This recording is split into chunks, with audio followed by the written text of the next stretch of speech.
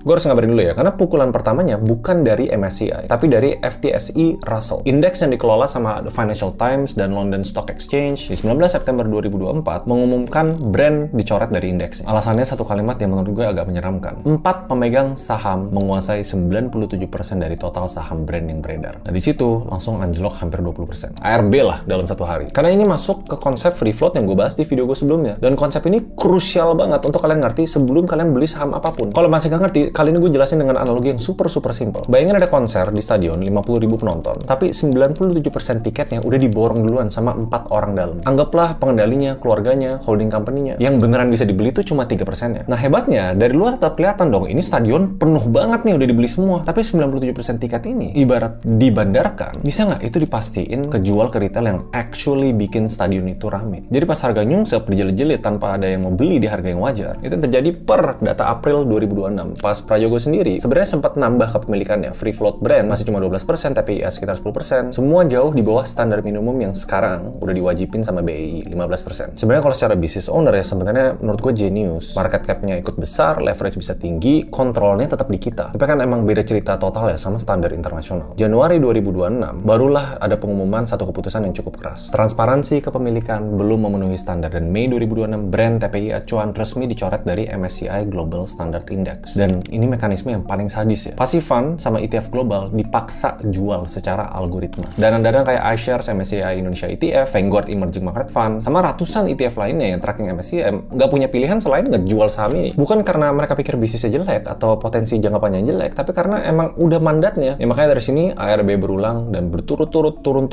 Begitu juga nilai tanda kutip kekayaannya Pak Prayogo Pangestu. Nah tapi gimana nih? Ini apa cuma di 3 saham ini? Atau setidaknya update-nya di Indonesia gimana? Apa semuanya bermain di area yang kayak gini?